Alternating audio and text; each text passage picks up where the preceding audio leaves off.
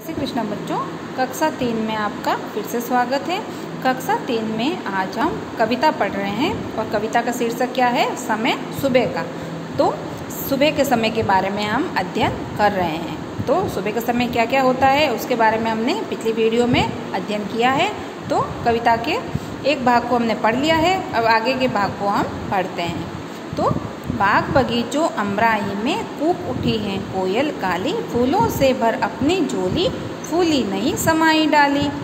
तो देखो बच्चों, बाग बगीचों अमराई, अमराई का मतलब होता है आम के पेड़, कूकना कोयल का बोलना, फूली नहीं समाना बहुत खुश होना। तो कवि क्या कह रहे हैं इसमें कि सुबह का समय होते ही आम के पेड़ों से कोयल के कूकने की मधुर आवाज़ आने लगी है और पेड़ की डालियों पर बहुत सारे फूल भी खिल गए हैं,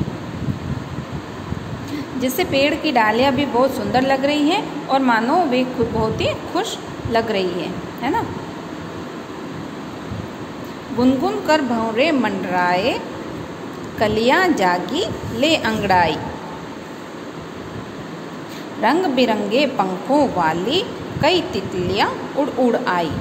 अब कवि क्या कह रहा है आगे बच्चों देखिए। मंडराना का अर्थ क्या होता है?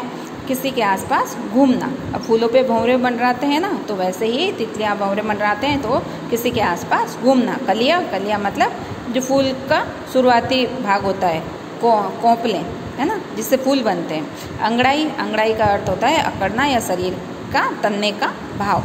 तो कवि कह रहे हैं कि सुबह का समय होते ही फूलों की कलियों पर भंवरे मंडराने लगे हैं और कलियां तन कर अंगड़ाई लेने लगी हैं, अर्थात खिलने लगी हैं। इन फूलों पर कई रंग बिरंगी तितलियां उड़ उड़ कर आने लगी है। सुबह सुबह तितलियां हैं, भंवरे हैं, मधुमक्खियां, ये सब क्या है? तो फूलों पे मंडराने लगते हैं, है ना, अपना भोजन बनाने के लिए। छोड़ बिछोना उठ बैठो सब, आलस छोड़ो आंखें खोलो, दांत मलो मुंह हाथ पांव धो, सभी साफ सुथरे अब हो लो। हुआ उजाला हल्का हल्का जागो आया समय सुबह का।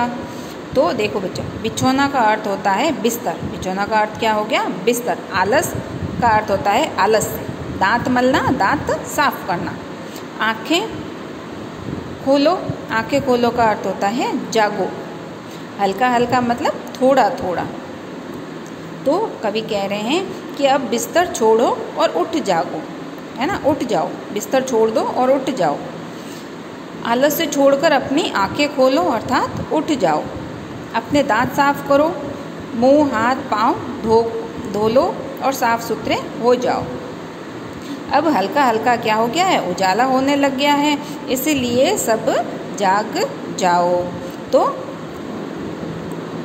देखो बच्चों, आपको समय कौन सा बता रहे हैं उठने का?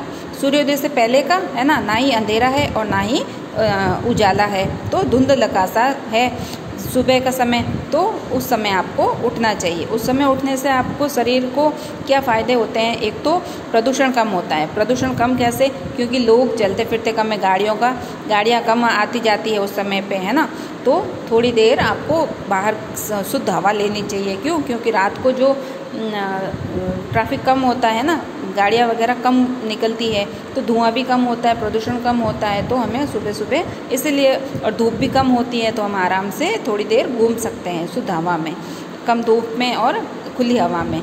तो आप लोग भी बच्चों सूर्योदय से पहले उठने की कोशिश कीजिए। अब वैसे स्कूलें, जब आपको स्कूल आना होता है तब आप जल्दी उठ जाया कीजिए। आनाकानी नहीं करनी है, मम्मी को परेशान बिल्कुल नहीं करना है, और अपना काम भी जैसे ब्रश करना है, स्नान करना है, अपने कपड़े खुद पहनना है, तो ये काम तो आप स्वयं कर ही सकते हैं। इसके लिए आप अपने मम्मी पे निर्भर मत रहिए, क्योंकि अब आप छोटे ज़्यादा बच्चे तो हैं नहीं कि सारे काम मम्मी करके दे। मम्मी आपका टिफ़िन तैयार करते हैं, किचन में ना काम करते हैं, तो आपको ये सारे काम करने हैं।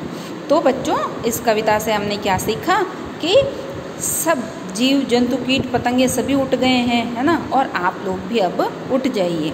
तो मुर्गा 4 बजे बांग लगाना शुरू कर देता है ना। आपको 4 बजे तो नहीं उठना, 4 बजे के बाद ही उठना है। तितलियां हैं, भंवरे हैं, चिड़िया है, कोयले हैं, ये सब भी इन्होंने भी अपनी दिनचर्या शुरू कर दी है। ये भी फूलों पे मंडराने लग गई है, चिड़िया ची ची करने लग गई है, कोयले आम के पेड़ों पे मधुर गीत गाने लग गई है, तो वो सब भी अपने दिनचर्या उन्होंने शुरू कर दिया। तो आप भी अब बिस्तर छोड़ो, आलस छोड़ो और उठ जाओ।